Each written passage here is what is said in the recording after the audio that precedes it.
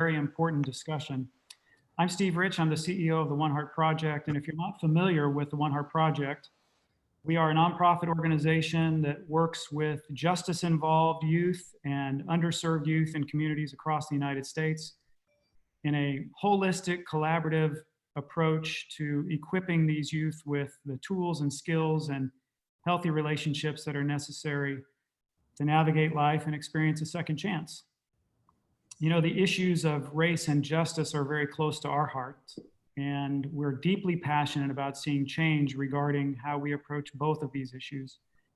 And like you, all of us at One Heart have been affected by the recent events in our nation, the senseless deaths of George Floyd and Ahmaud Arbery and many others that we've seen over the last few years that have resulted in a national public outcry for change and protests that have taken place in cities across America, of course. So we've brought together some very smart and passionate people today to discuss the situation and what we should be doing about it. We don't have all the answers, of course, but we want to continue the discussion. And we want to help all of us think through the process and hopefully end up with some ways that we can put words into action. So if you would like to submit a question to our panel, we invite you to do so throughout our session here today. You can do so through the chat mechanism. And if we don't get to your question during the discussion, we will do so following. Also, this is not a political discussion. We're not talking about blame here today. There's been plenty of blame that's been thrown around over the last couple of weeks. That's not the purpose for today. Today's purpose is to find common ground that leads us to solutions. So we have an amazing panel. I like to introduce you to them right now. Alphabetically, we have Floyd Black, who was formerly incarcerated in a maximum security facility in Texas as a juvenile, and is now the owner of Floyd's Reliable Transport, which is a Dallas-Fort Worth area-based trucking company. Floyd, good to see you. Thanks for being here. Carly Fiorina is with us. Carly, of course, is the former CEO of Hewlett-Packard and the CEO now of Carly Fiorina Enterprises, and was a presidential candidate in 2016. And she is a change maker. And Carly, we're thankful for you being here as well. Great to be with you. Captain Ron Johnson is with us, the captain of Missouri State Highway Patrol during the Michael Brown 2014 Ferguson riots and incidents there, and is probably most remembered for bringing calm to that situation and being a voice that brought people together. Captain Johnson, very grateful for you being here as well. Thanks for having me. Clark Kellogg is a good friend, a CBS Sports basketball analyst, former NBA star, and he also is a board member for the One Heart Project. Clark, thank you for being a voice of reason to the nation. Glad to be here. Thanks, Steve. Jamal Trulove is also with us. Jamal is an actor, a musician, a social activist, and a philanthropist, and actually was wrongly accused.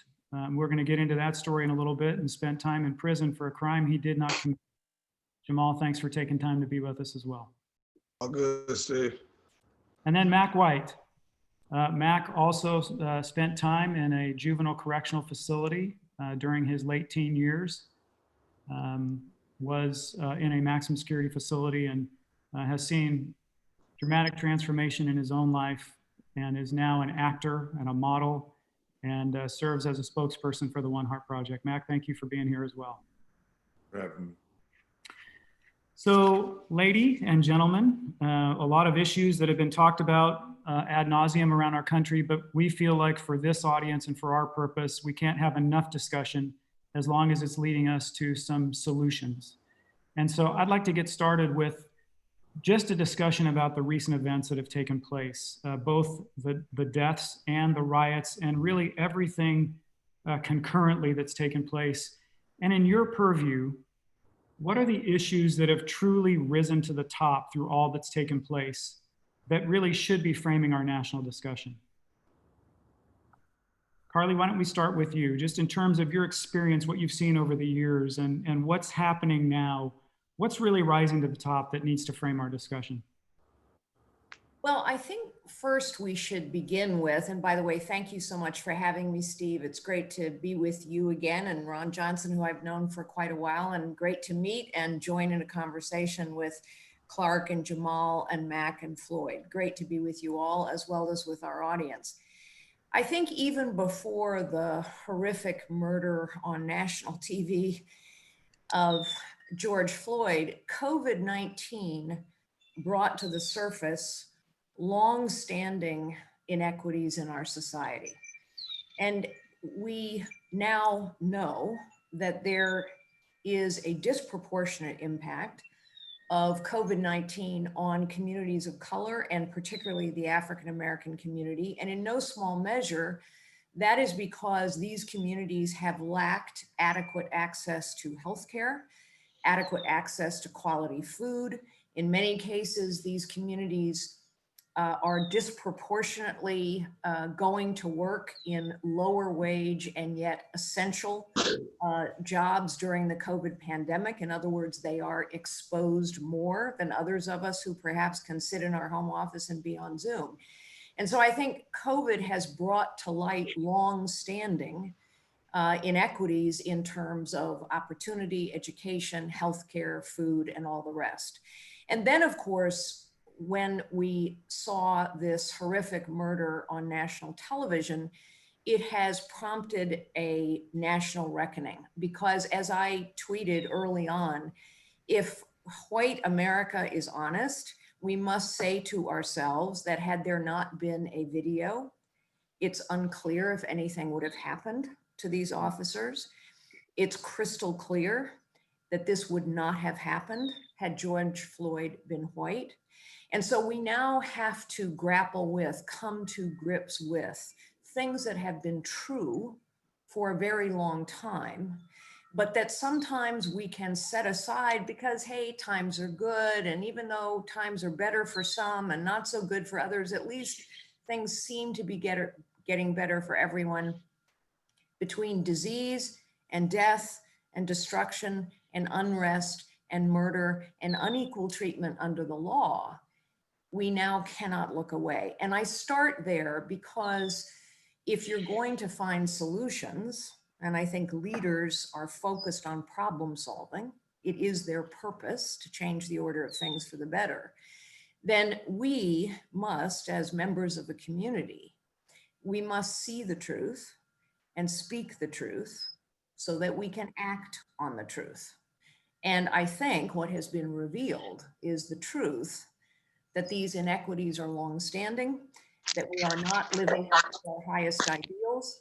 And when we do not, it impacts all of us. We are all poorer as a result, and our society is less just for all of us when we systemically single out particular parts of our community and our nation.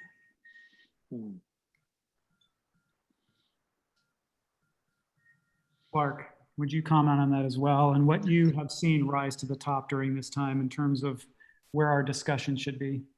Yeah, I can't embellish that anymore. I think Carly hit it right on the head in just about every aspect. It's multi-layered. I heard Pastor Tony Evans talk about us being in a medical, cultural, and spiritual pandemic. And clearly systemic racism is at the root of that. So I don't have anything to add other than my own personal feelings as a Black man in terms of the pain and the frustration and the anger. And yet, in spite of that, there's a real desire, even greater for me now, to be more and to be better individually, and to do more and to do better on an individual basis. And I think that's where it starts. I think that's part of what we have to think about in terms of solution. Repentance where it's required for whatever role we've had, particularly those in the majority population, the white population, in regards to dealing with the truth of these things that have been amplified now. Dealing with the truth is where we start. And then there's a personal element of evaluation and honest looking at where we are and what we're doing and what we could be doing differently. And then we, from there, move into our communities and practical solutions around relationships and reform and access and education and opportunity. and to be aligned in an intentional, long sustained way and effort to reset, to remake what the model has been, to change it drastically. A lot of issues to unpack in a very short time frame that we have right now. I'm sure we'll be doing this again. But I want to go to Mack White and to Floyd Black. Black and White, we have them both here with us. You guys, I'd like to get your feelings as young African-American men, young Black men in our culture who watched this go on and then have watched what's happened in the aftermath. Talk to me about what feelings you've been wrestling with, grappling with. What emotions have come to the surface for you? Max, start with you. Me personally, I've dealt with so many different emotions, confused, frustrated, angry. But, dealing with all those emotions, I've realized that growing up in my life, I've realized a lot of times I've acted off emotions.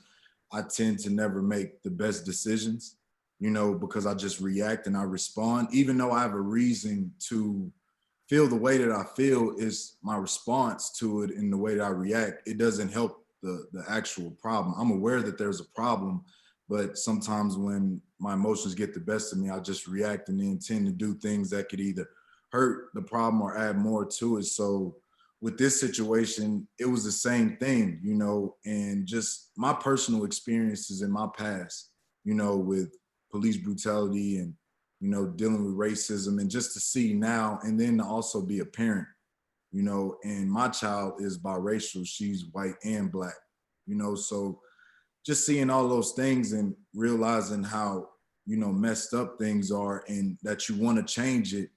But then sometimes you don't know where to start, and then like when I went to go protest, I went out there and like I said, like I told you, share with you, the responses from people I was very surprised from, but you had a few bad apples, that, would drive by and do unnecessary things. But one of the things that they were telling everybody, don't respond with ignorance. You can't fight hate with hate.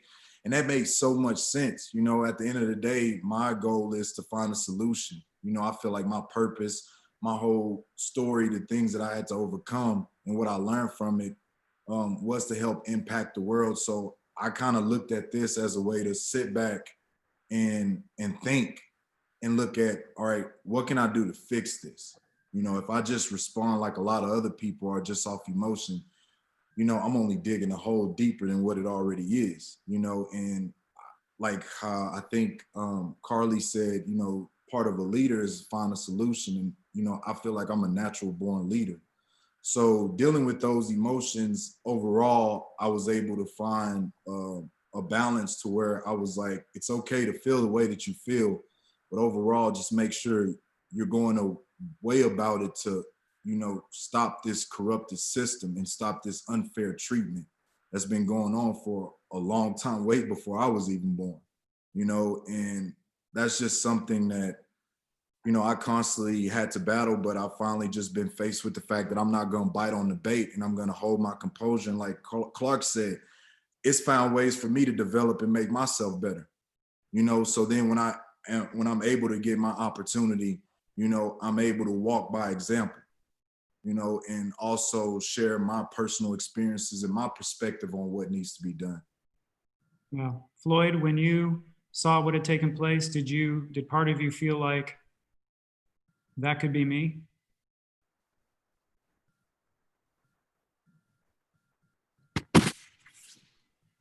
Oh, you're on mute. We just need to unmute your microphone. All right, Mac. No, my deal was is more of my experience as well, but I tried my best to not, like I said, the emotions get the best of you. So I kind of set back during most of the situation. It gets you to a point to where you want to overreact because of your past experiences. But at the same time, with growth and what we've been through and where we're going in the future, we can't allow that to be a repeated history in our life. So I tend to sit back in situations like this. And like he said, trying to find other ways to help, to provide my my leadership in the role. You know, I reached out to a few people who reached out to me and asked me what I thought about the situation. And he just, you know, it's other ways to help the situation out. You know, like they said, the front line is the protesters. And they got the other people who reaching out and educating people on stuff like this who don't know, or who really don't know that this stuff actually exists and goes on, you know. So, and I had an issue, matter of fact, about a week ago, I got pulled over, and somebody actually pulled over in front of me and started recording. I was like, "Whoa, no, I'm good," you know. So, but everything was fine though, nothing happened, anything like that. But that's how real the situation is nowadays. This just happened last week, so I try to find other ways to lead by example in situations like this. Jamal, your experiences are a little unique. As I mentioned in the introduction, Mack and Floyd both spent time in a juvenile correctional facility. You spent time in prison for something you didn't do. So you've got a little unique perspective. As you've seen all this happen and you've related it to your own experiences, what's been going on in your heart? A lot of action, just you know, taking action, whether that's being out protesting, using my social media to speak about these issues, organizing, you know, supporting, you know, people and how they protest. You know, there's not one way to necessarily protest. Some protesters might be looked at in a bad light necessarily, and you know, anger, madness, you know, all of these different things. What's crazy is I caught myself the other day. I was part of one of our protests out here in San Francisco, and you know, you see everybody releasing that anger and protesting in one way or another, but then you see one group who's going towards the mall. They going, you know, break the windows, get in there to kind of like what they talk about, looting and stuff like that. And for 1 second, I caught myself running in there, but I didn't need anything, right? So I stopped myself and I really thought about it like, damn, there's some people who really don't even need the things that they're actually getting out there and taking or breaking stuff and like that, but it's coming from an angry place, a place of dysfunction, a place of not understanding and just anger at the end of the day. People say no justice, no peace. A lot of people really look at that like no justice, no peace, and not no peace as in just noise, as in pull a permit protest, but in a way where, you know, I'm gonna break some shit up, I'm gonna burn some shit down. And I get that. I also get the peaceful, you know, protests to the point of I'm gonna pull this permit, we're gonna go disrupt traffic for a second, and then we're all just gonna go inside the house. I think if everything happened exactly like that, we wouldn't be as far as we are right now. So I feel everything that's going on right now, and I think it needs to keep going on until there's some type of definitive change. But we want to talk about change. But first, Captain Johnson, I want to get to you about law enforcement as well. And, you know, you're watching all that's taking place. It's got to bring back memories from Ferguson, 2014. Have we made any progress in 6 years? You know, I always tell people that one of my favorite pictures is the first step on the moon. But when I look at that and reflect back to 2014, our footprint has been maybe a toe in the sand. And so we really haven't moved the needle much since 2014. We still haven't had those impactful conversations that we need to have. You know, when I look at policing, you know, we talk about de-escalation. Well, we de-escalate on one side when we look at white America. When we come to people of color, de-escalation takes on a whole different tone.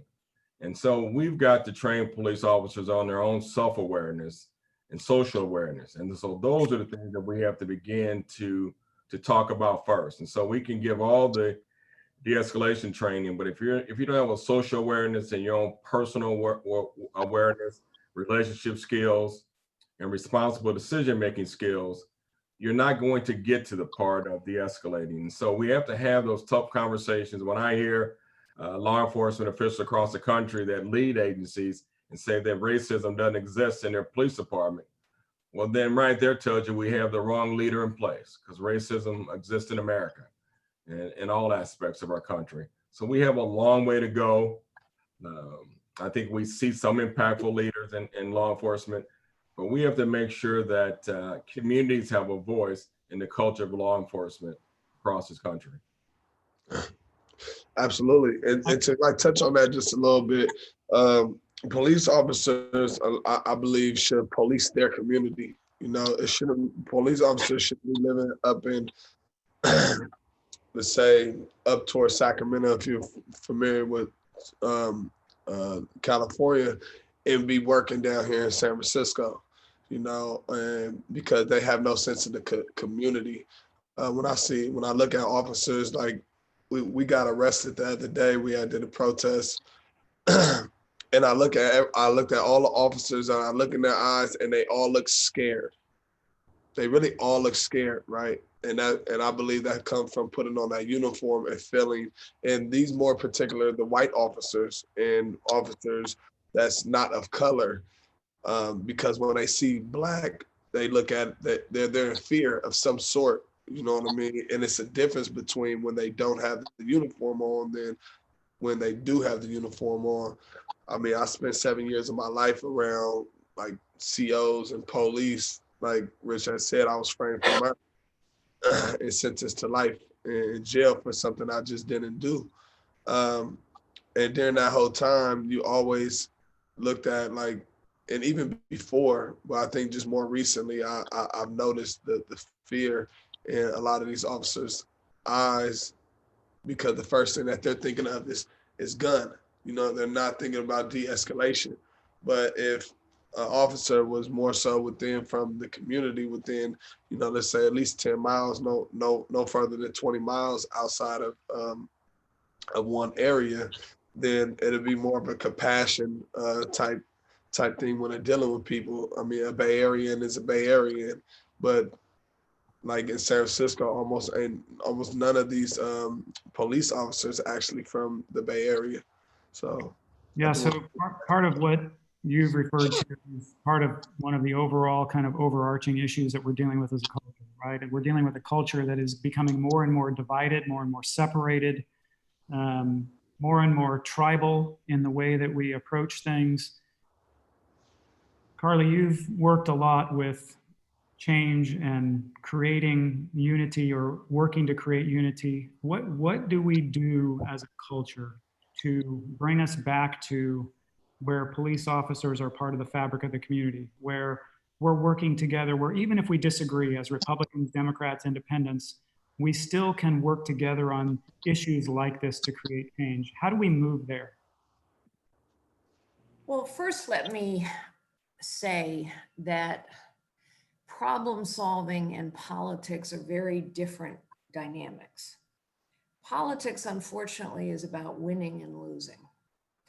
So for somebody to win, someone has to lose.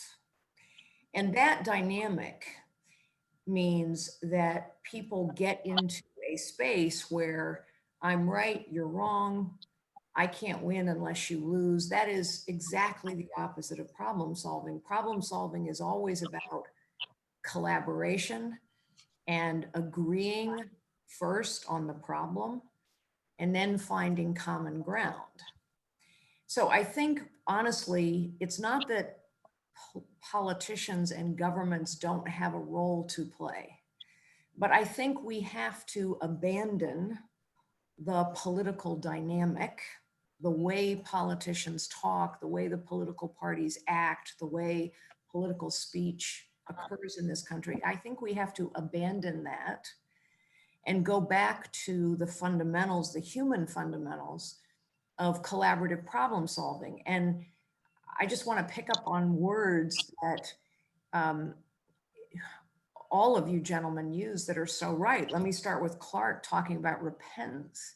It's so interesting to say, you know, I see the truth, I speak the truth broadly or abstractly or in general terms. It's another thing to say, I have to acknowledge the truth about my own behavior, about my own impact.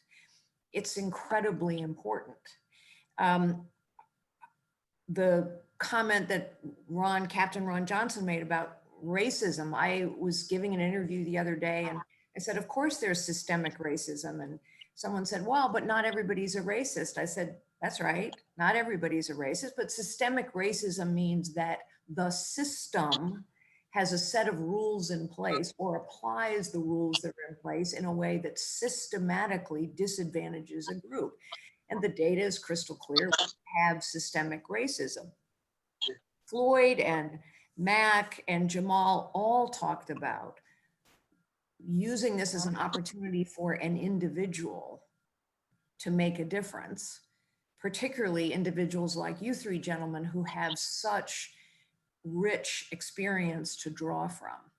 I say all that because if we are to problem solve, and I believe we must, I believe we are running out of time, honestly, to address these long-standing problems. It won't all happen at once, but it must start to happen in meaningful ways. We should remember some fundamentals of problem solving. First, people closest to the problem know best how to solve it, always. People closest to the problem know best how to solve it. People who've experienced the problem are most expert about what would help. And so we have to listen to people who are close to this problem, who have lived this problem, who are in the community. Secondly, if we're going to problem solve, we have to collaborate with one another, which means we all, white and black, Democrats and Republicans, community leaders, businesses, civil society, and especially politicians, we have to find the humility to understand that we don't know it all. And we have to look to people who know more than we do.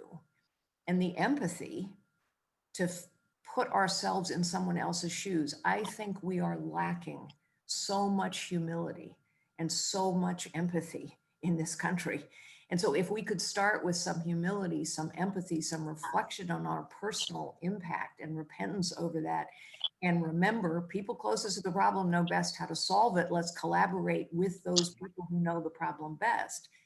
Then I think we can make progress. Very good. It takes me back to when we first launched the One Heart Project, and Carly, what you said is what we did. We knew we didn't know what we needed to know, and so we asked. Guess who we asked? We asked Mack. We asked Floyd. That's right. What do you need? What would be most helpful for you? We didn't assume that we knew what would be most helpful for them. We asked them, and I think as a culture, we're doing a lot of talking, but we're not doing a lot of listening. We're not doing a lot of investigating. We're not asking questions a lot and listening. Clark, what is the role of all of this, in all of this, of the faith community? What should the faith community be doing to advance the ball down the field in terms of race and justice? Well, you know, I come from a biblical worldview as a Christian, a Christ follower, and therefore it starts from the standpoint of every human being being created in the image of God. And I really believe the church should be flying the banner and leading the way. People that have a foundation in faith and appreciate the value and dignity of each human being created in the image of God. We are all more than what we have, what we do, or what we've done. We're all more than that. We have great value and capacity for the highest level of good. And the church should be leading that process. And quite honestly, the church has not, because the same types of divisiveness and racism on some levels and segregation exists within the body of believers at times. So there's great work to be done by all of us, particularly in the faith community, because I belong to that community. I'm a Black man. I belong to God through faith in Christ, and my identity is anchored there. And so those of us who profess that must begin to walk that more boldly and more courageously. And it simply is loving other people. And love is a manifestation of humility. It's a manifestation of empathy. It's joy, peace, collaboration, oneness, good overcoming evil. Those things are not easy to do. They're not easy at all, but that's what we're called to do and to be lovers of other people, to be willing to serve and sacrifice for the good of others in whatever way we can. And so that to me is a real cauldron cry for all of us, but particularly for the community of faith. Front and center, bold about righteousness, justice, equality, access for all, or doing what we can as we're personally changed in our hearts to be able to start to change our families through service and sacrifice, and then engage our communities, and then get our public servants and hold them to that standard of not wanting to be right, as Carly says, but to do right. And that's what we should be attempting to do, is to find ways to do, first be right towards other people and how you treat them, how you view them, have diverse relationships, be intentional about interacting and engaging with folks that are different than you, whether it's racially different, gender different, class difference. We have to be willing to associate with folks that are not exactly like us, and to hear who they are and what they offer, and then be able to love one another through the evil that we see manifesting as it has for decades and even centuries in this area, and then be willing to do the work to seek to overcome it. Mack, you've talked before about people who are caught up in ignorance. It's not that they have malice in their heart. Their problem really is just ignorance. Talk about that a little bit, and what you've seen with dealing with ignorance and people just needing to open their eyes, right? There are a lot of, for example, there are a lot of white people in the country that don't understand. They don't understand it. How can we help? How can they get help understanding and moving from a place of ignorance to understanding? Research. History. To me, that's the biggest thing. Like, I see so many different things on like social media. I see, all these experts on social media, and then it's kind of like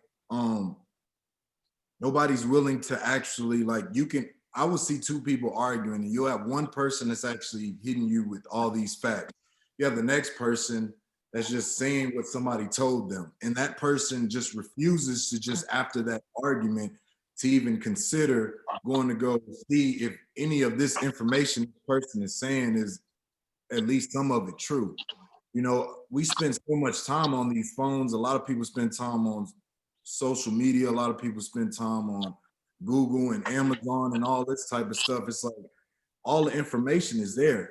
All it takes is for you to just type up. So I just feel like, see, back in the day when technology wasn't as evolved as it is now, it was a little bit different. Now it's kind of like no excuse. You could just pick up your phone, or you can go on Netflix, and there's several documentaries you can watch to where you could be exposed to a lot of truth, and to me, that I feel like that's the biggest key of deciding not to be ignorant anymore, by doing your research, because it's not like we're just waking up and making these things up.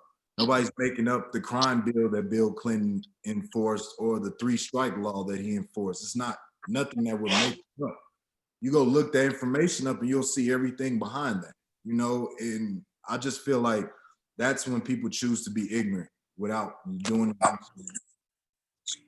Captain Johnson, what was, I know because of your experience as an officer, being tactical was obviously very important to you. What were the tactical things that occurred in the aftermath of Ferguson that started to create some healing and some change there? What happened that made things better?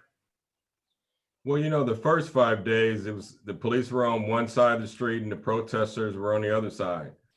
And then when I took over, I decided that we needed to become a part of the crowd. And so we put the guys out there kind of like a parade detail.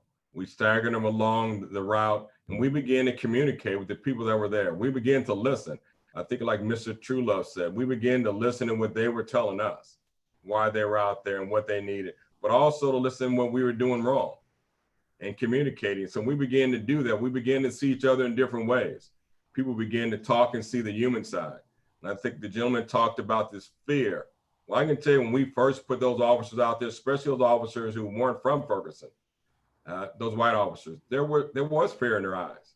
But as the days went on, they were actually talking and laughing and having conversations. I would remember them come back to the command post, just telling the stories that they had heard from the citizens that were out there. And so, you know, we've got to make sure that we're communicating, we're hearing that voice. And a lot of those people said a policeman never gave any concern in what they were thinking. It was kind of like the policemen were walking by and not even seeing their face or hearing their voice. And so when we begin to do that, we begin to see a calm. And I think, you know, Mr. Kellogg talked about faith. The religious leaders came out and initially they were met in a negative way by the protesters, but they kept coming out. They kept coming out. And they began to reveal themselves not only as pastors, but as men and women and fathers and sons. And then it began to make a difference. And by the end of the protests, there were revivals out there. And some of the protesters who had been against faith were actually giving their life back to Christ.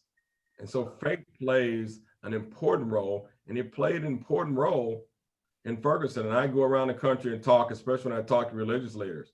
And I tell them the calm came really because of our faith. Wow. When we look at what you guys have talked about, all of you have talked about, and we look at the depth of the emotion that exists around what's taking place right now. Sometimes, and Mack, you said earlier, you know, when I'm emotional, I make bad decisions sometimes. I used to when I was back in my heydays. Not anymore. When we're led by emotion, it sometimes is good and sometimes it can be dangerous. There is probably a part, I'm assuming, I'm just making an assumption, there's probably a part of our culture that does not understand the depth of the emotion. And so how can we put that into words that gives them understanding? Right? I mean, there's a part of our culture that doesn't understand why this has such an impact, why it creates so much emotion. And again, it goes back to ignorance, but how can we put it into simple language that they can understand? Well, Steve, I would just say this, it's been said before, but listening is so huge. Humility is a part of that. And the personal stories of those who are anguishing and suffering and hurt and pained by what's transpired and how it's breathing and constant. Kareem Abdul-Jabbar wrote an article about this circumstance and said there's a smog that just consistently stays in the air for people of color. It may lift, but it's never gone away. So therefore, you have to be willing to embrace and understand and listen to what the pain, what the source of the pain is in all of its multiple branches. I mean, it's a tree of racism, but there are branches all over that have impacted the lives of people, really, cost them their lives, cost them opportunity for education, cost them access to capital, cost them access to healthcare. Those things are real. And so there's a humility and an intentionality around listening to those, to Carly's point, proximity is a big deal. We have to be close to each other. Brian Stevenson, who heads the Equal Justice Initiative, talks about proximity as one of the driving forces in his work for over 30 years around racial reconciliation, equal justice. Proximity, get close to somebody so you can know them, not their uniform, not their title, not their address, so you can know them, their story. So I think telling our stories, Mack and Floyd, and I mean, the guys that are on with us now, Jamal, these guys sharing their stories and doing it in a constructive way. It doesn't deny the pain. It doesn't deny the injustice. It doesn't deny the anger, but it does give face and realness to what's been experienced. And the other part of it is we can encourage, but we can't make anybody change their heart. That's the work of God, to change hearts. But we have to be willing to share our stories because they have power. They have real power. And then we trust that more people will listen and feel some of that pain in those stories for their own repentance and change and moving forward. I'd like to do some of that now because we do want to spend some time talking about real solutions. But I would like for Floyd, Mack, Jamal to share a little bit of your story, not maybe what happened to you to get you to prison, right? But what your experiences were like growing up in the sense of what you had and didn't have. Did you have access to good education? Did you have a nuclear family? I mean, I'd like for you just to touch on that, but also talk about what were parts of the solutions that helped you guys get out of the place that you were at? Floyd, why don't you start? Oh, me? Floyd. Oh, Floyd. Oh, okay. So I pretty much grew up with a single mother, and I have 3 younger sisters. And we grew up in South Dallas neighborhood, which is no longer there. We had there was a police department right outside of our neighborhood, but they never came in unless there was at least 2 cop cars and 2 officers in each car. You never seen 1 cop car come through there. School-wise, it was not much resources, and I was always good at sports, but I never got the opportunity to play until I got to Gainesville. And then you said, well, that's the other question about. So here you are today. Yeah, here you are today. You own your own trucking company. So what was it that helped you? So pretty much on that. And it's back to what Clark was saying. So on that, I was always involved in the faith programs inside of Gainesville because I have a background history of going to church for a short period of time. And I always went through all the church programs we had there. And Epiphany was one thing. It was a 3-day retreat that I did. And then I developed a strong relationship with one of my mentors there. And that's what kind of helped me on the outside. I used to go to church with her family and everything. And my faith in God, it helped me continue to push, because at one point I was kind of giving up in Gainesville, and then I cried one day and prayed, and they was thinking about sending me to the penitentiary for an incident that happened. And I was on the verge of giving up, and because I lost contact because I grew up in foster care. So I lost contact with all family members. Then that happened and they tried to send me on, I giving up. But I just prayed, and then when I got back to the unit, that's when I went through the Epiphany thing. And it just all, by the grace of God, everything happened in the order it happened.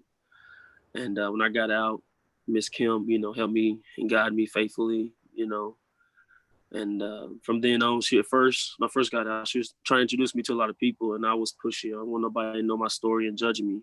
So she was always trying to introduce me to new people. I was like, no. Then eventually I started accepting the help, That's what it was, help. So I started accepting the help that she was trying to send my way. And that slowly but surely got me to where I'm at right now. I have my own LLC. I was incarcerated with him, so I know everything. And he was wild in there, but he went ahead and turned it around. I'm proud of you, bro. Appreciate it. Yeah. We was on the same dorm, like everything. What was it that helped you, Mack? I mean, what I heard Floyd say, if I could boil it down, was relationship. Is what Clark talked about. Relationship with people. I mean, yeah, because before that, I went from my mom and then foster home, abused in the foster home. Then I lived with my dad, and then he had his different women. So I was just dysfunctional. I always was jumping from house to house. I stayed with some of my friends at times. Sometimes we stayed in hotels. Stayed with my dad, like where I consider my stepmom. She had like other kids with him. And then we go from there, or we'll go to one of his other girlfriend's house. So it was just always dysfunction. My dad never worked. He never had a job. So I never really saw an example of a man, how a man is supposed to be a provider, protector. And I grew up in a bad environment, you know, so I was around a lot of violence, gang activity, hustling, a lot of those things. So the neglect at home became opportunity in the streets for me, because I was searching for things that I couldn't find at home. And around this time, I had no contact with my mom. I went a long time without even seeing her. So just battling with all those things. And then, you know, I got involved in the streets and, you know, started committing crimes. And one thing led, dropped out of school. The highest grade I've ever completed was the 6th grade. And then I got bumped up like 2 grades and then dropped out. And then I went to jail for 3 years. And I think that's when everything changed for me. Because I was looking at a maximum 2 counts of aggravated robbery, especially in Texas, is like, it's like almost like murder to them. That's like a serious offense, you know? And then one of the guys was like, he kind of got hit with a gun. He got pistol whipped. So it was pretty violent.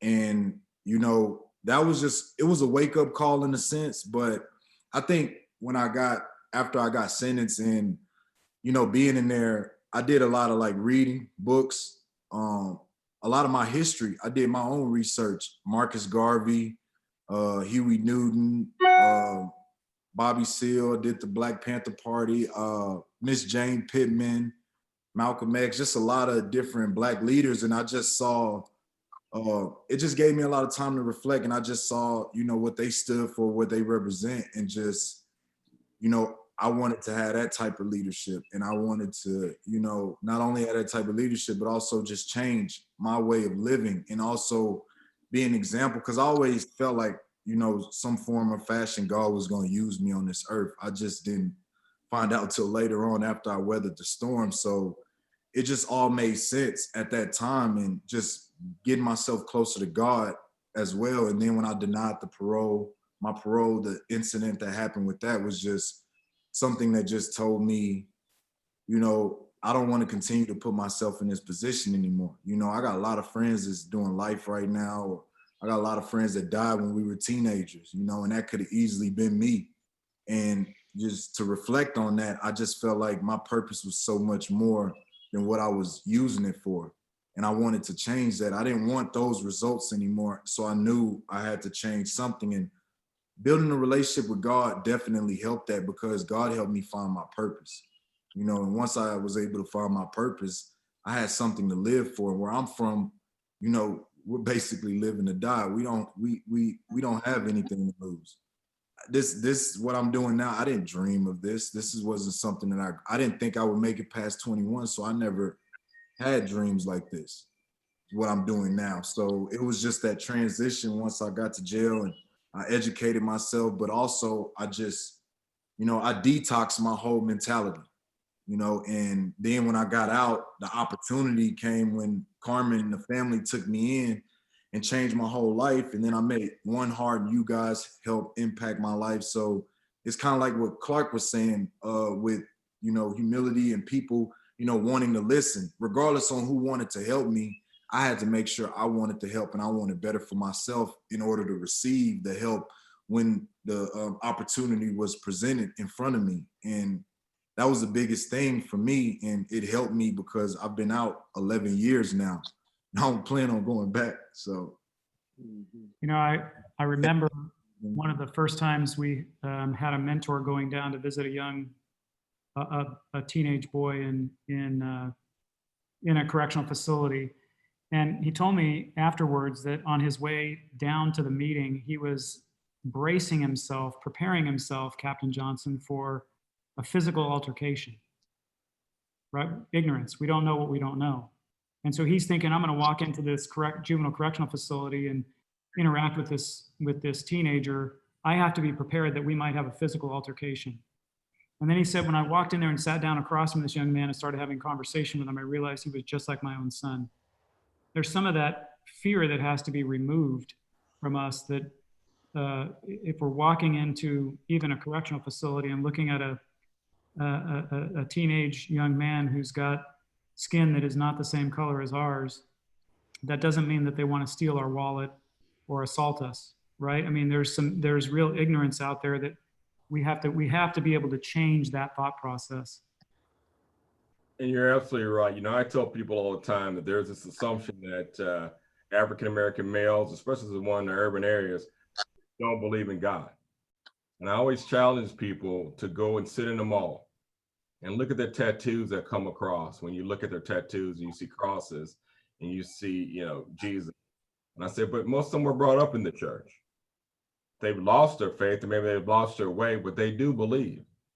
And you're right, there's these perceptions. But I can tell you, during Ferguson, we did just listen. And a lot of times we were having tough nights. The leaders that calmed the crowd were those young men that we've lost purpose in, and we've taken their pride away because they were there. You know, I work with a group in North Carolina of gang members, current gang members. But the focus isn't on the word gang, the focus is on leader and how they can impact. And I was a trooper for over 30 years, but never did I have an African-American male providing any training to me about for policemen, how to deal with the culture, how to deal in an urban community. And so I think once again, we have to get back to listening to that voice. And Mr. Trulove talked about policemen living in their community so they can understand their community. Well, unfortunately, in a perfect world, that would be true. But to get a police force, you're probably going to get police from all different areas. But what I've said it needs to happen, if a policeman doesn't live in that community where he works, then as a part of his employment, you mandate that he or she commits a certain amount of community service hours, because we have to create a way where you get to know your community and not fear, and you know them by your experiences that you have. And so when I listen to these stories could be me. You know, we all walk down the same road, but these stories could be me. But sometimes people judge me different, or I'm sure Mr. Kellogg different because of our titles. And I ask that you take my title away, and then how would you judge me? Yeah, true. Yeah. I want to get to Jamal, and then we only have a few minutes left. Carly, I want to come back to you as well. But Jamal, one of the things when I met you that so impressed me was your story. You not only were wrongly imprisoned, but you were framed by the police to set you up for this crime that you didn't commit. And yet, when in the conversations I've had with you, there's no bitterness in you. There's no bitterness towards the police. There's no bitterness towards what happened to you. Talk about how you've kept perspective in all of that. Well, I think a lot of it is a part of the trauma that, you know, you're born into when you're born into a lot of these communities like mine, from San Francisco, rural areas, Sunnydale projects. And typically everybody, I believe, most people are raised in a household where their parents are, you know, teaching them everything good to do, you know, go to school, don't do this, don't steal, don't do all of these things. And you start as a kid, you start mirroring, you know, things that your parents, you know, have you do, or whatever you actually see inside the house. And my parents protected me from going outside the house as much, and understandably so, once I got to a certain age, because I found out that everything that they were teaching me inside the house, I wasn't able to use that in my environment when I stepped outside the door. You know, so growing up in Sunnydale, when I stepped outside on the porch, all I seen, what my reality was, and what I thought reality was people selling dope, people fighting, gunshots, you know, and all of these things, and trying to conform into this real world on how you see your community. You end up picking up on things like that. And a lot of it is, you know, it's about survival too. You know, how you see one person, what they did, and how you don't want to go through that. So you got to react like this. Also seeing police officers. So, You know, police was the negative of the community, because everything else was a positive, right? Because it was our reality. So the outside world looked at, it's like we were taught our like false positives. So you sell the drugs, you get the money, that's the positive. But the negative of it is it's illegal and you're gonna go to jail, right? And it's your community. But you don't gather all that information until hopefully you move past a certain point of age and experience to even, you know, make those actual decisions. Now, me coming up, I found out my father wasn't my father at the age of 11. So now that wipes out any history of what my lineage is and what my history is. My mother's white, from Arizona, from Vegas, and they didn't like that my mama messed with a black guy. And then even my stepfather, who was there since I was 3 years old, they family didn't like that he messed with a white woman. So now I have these total separate opposites where I haven't, on one side of my biological father, I don't know who I am, you know. So I had identity issues growing up in the projects. So throw that in with taught everything good inside the house, but who am I compared to going outside the house and having to fit in, and so forth and so on. So I compare it to a lot of people that's in the area who do see their lineage and do see that auntie live in this project, that uncle live over there, that grandma live over there, right?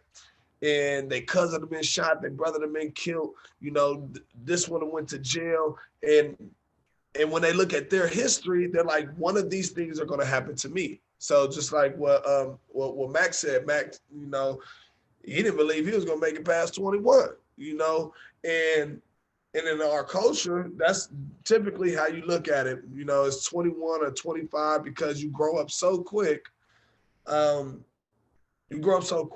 like you feel like you done been through everything. Like we having sex, black people having sex, especially black men in these areas having sex at 12, 13. You know what I mean? Those are the first times, because these are the things that's actually put in front of you that's cool, that's okay, compared to the counterpart, somebody growing up in Nob Hill or so forth and so on. You know, they're very protected, and the things that they see when they step outside the house ain't the same way, so they don't have to grow up as fast as we do. But back to what you were saying, when I went to jail, it was common. It was like, hey, you know, and these are some big differences, right? Compared to like, if you go to jail for something you didn't do, if you didn't grow up in this community, it's like almost hands down. If you know who did it, you're like, man, I didn't do it. That person did it, right? So I went to jail in a situation where I knew who did it, you know, and people wonder like, why didn't you say who did it? It's like, hey, you know, when you come from this area, from this community, it's like, for one, no snitching. Everybody know what no snitching is, right? But some people will go ahead and make that sacrifice and be like, hey, I'm not willing to make that sacrifice, because they see an outcome that doesn't involve in death or death of their family, and, you know, so forth and so on. So typically I ask people this. It's like, a lot of attorneys, and when I do speeches and stuff like that, is I ask, if the person next to you had committed a murder, right, and you went to jail for it, would you say that person did it? Typically, everybody raise their hand like, yeah, I'm not gonna sacrifice my life for something that somebody else did, right? So I'm like, okay, so same situation. Say if you did do that, and you told on that person, regardless of who this person is, right? And then you lose your job, you lose you lose all your bachelors, you know, your license and all of these things. You might get killed, your family might get killed, and then you got to go live in the projects. Would you make that same decision? So that's what people from the community, from the hood, is dealing with, even when they don't do a crime, is that if they go, say, if this person did this or did that, they could never go back to their reality. So it's like you rather fight the system. And it's understandable. My download of it was like, it's not up for me to find out, to say who did it. It's up to y'all, because that's your job to necessarily do. because in the same notion, if I do that, I have to change my whole life. I might get killed. My family might get killed. I got to go live in a community, in an area where I don't know nobody and don't even know how to live, because that's not something that, you know, I didn't see. I got to have all new friends, and, you know, so it's almost wiping out your whole history in one act of what they call snitching, telling, right? But for me, going through, you know, what I went through, and typically there's a lot of people sitting in jail right now who just did not do it, but they're faced with that situation that I was faced with, where you either go up against the system and you hold yourself on the notion that you did not commit this crime, compared to you testifying against somebody or saying it was somebody, not even testifying against them necessarily, where they're on the what's the name, you're still on the chopping block. And it's up for you to say if somebody else did it. And that's why people don't make those decisions. So, you know, when I went through what I went through, it was just common to me, because it was already said in my, you know, with me growing up, that you're going to go to jail for some shit that you didn't do. You're going to get killed. You're going to sell drugs. You're going to use drugs. And all your dreams of being, you know, a basketball player, football player, rapper, actor, shit like that, at a certain age is going to go just like that, because of resources that you just don't end up happening, because of economic issues that you know, where you see your history living off of $2,000 a month or $1,500 a month. So if you got $2,000 in your pocket, you feel like you rich, you winning, and you ain't got no bills. Those are those are the realities that, you know, that I grew up to, and a lot of people across America grow up to. You know, I think I was just able to surpass it a little bit more, especially after going to jail for something I didn't do. I just had I had a drive in me to say that, you know, every year that I didn't go home, I was going to go home the next year. And I had the mindset where I was willing to, you know, sit in jail for the rest of my life because I wasn't ready to change or wipe out my whole history of, you know, who I feel like, you know, I am. So I hope that's sure. So, you know, what Jamal brings up is that this issue that we're dealing with that involves racism in the United States, when people ask, is it systemic? And people say, no, it's not systemic. I mean, I think we have evidence from what these young men have said here today about the systemic issues we deal with. So if we're going to change this, Carly, we're talking about having all of us to roll up our sleeves and deal with education, fatherlessness, food deserts. I mean, we're talking about, and not just the criminal justice system. That's part of it and part of what we spend our time invested in. But to really change this issue means we're all rolling up our sleeves and digging deeply into issues that have existed for a long period of time and seeing cultural change. You are a change agent. That's part of what you do. And so I want to ask you as we close here, what is the process? What's the process of solving problems? What do we need to know about the process of solving problems and how we tackle this? Well, first, Steve, thank you so much for pulling us all together. And I have really appreciated hearing my fellow panelists speak today. I want to go back to COVID-19 for just a moment, because I think it gives us an analogy by which we can answer your question, Steve.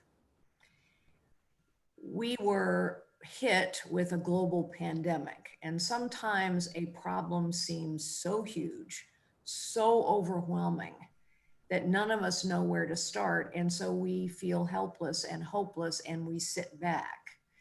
But what we learned during COVID was a simple act of staying home or wearing a mask could actually change the course of the pandemic.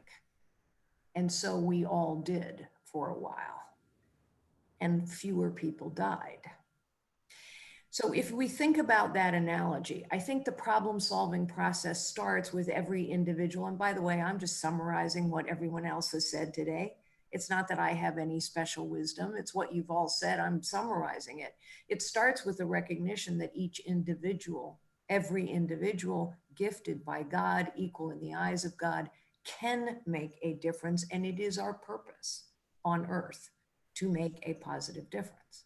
We have to believe that so that we'll act on it. Secondly, we've said relationships matter.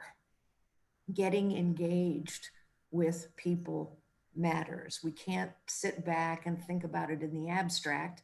To use your phrase, Steve, we have to roll up our sleeves and get engaged in relationship.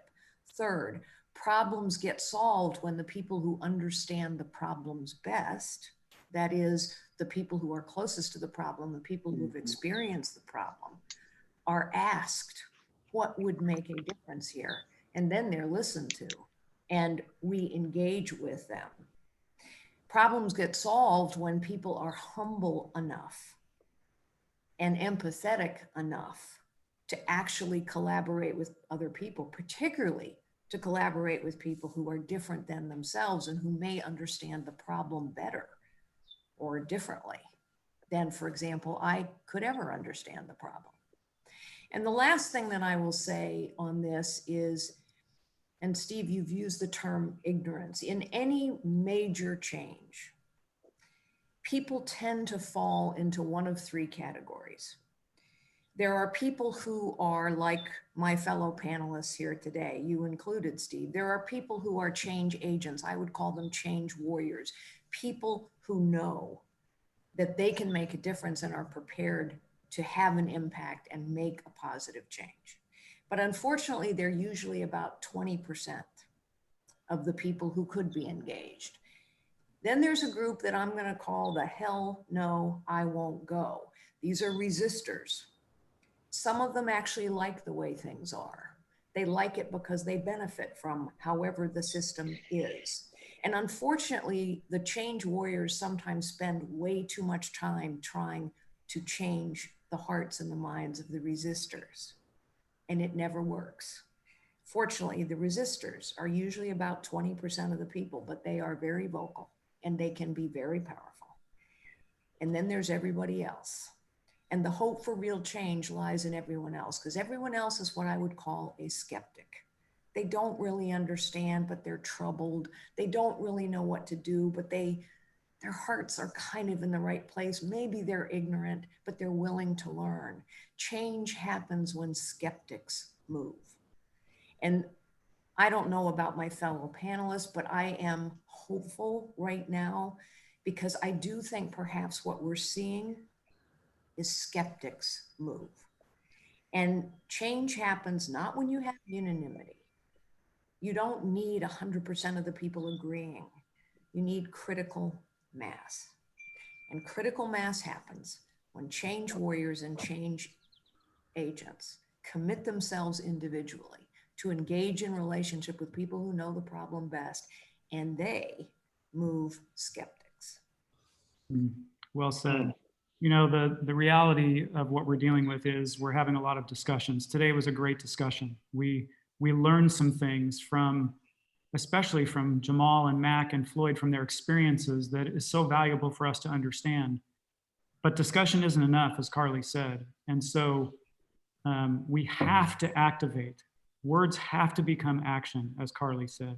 And as everyone on the panel has said today, 250 years ago, it's reported, at least, that Sir Edmund Burke said, the only thing necessary for evil to win in the world is for enough good men or good people to do nothing. And it's not enough for us to talk. We have to keep the discussion going, but we have to turn the discussion into action. There are a number of young men and women of color who are in the situation today that Mack or Jamal or Floyd were in 10 years ago, 12 years ago, 15 years ago. And there are plenty of places for you, all of those of you that are joining us by the web or by Zoom, to get involved. We would love to have you involved with the One Heart Project and help us and link arms with us to work with amazing young men like Mack and Floyd and Jamal. But wherever it is, whether it's with Brian Stevenson's organization or other organizations, there are many places for you to get involved. The thing is, please, please get involved. Make a difference. Do something. Do something, as Edmund Burke said. Do something. Thank you so much, Carly, Ron, Matt, Jamal, Floyd, Clark. Thank you so much for taking time with us today. It went fast, but I'm hopeful that by us participating together, we've at least planted seed and given people things to think about and hopefully given them an opportunity to activate and do something. So grateful for all of you participating. I want to thank our team, Abby and Sonia, and all of our great One Heart team for making all this possible. And thank you all of you who joined us. Reach out to us. If it's not something with us, we'll direct you to other organizations if you want to get involved. But please, please, please do something. Thank you all. Thank you. Thank you, Steve. Thanks, Steve. Thanks, everybody. Everybody, thanks a lot. Thank Thank all. you. Have a great day. Well, stay.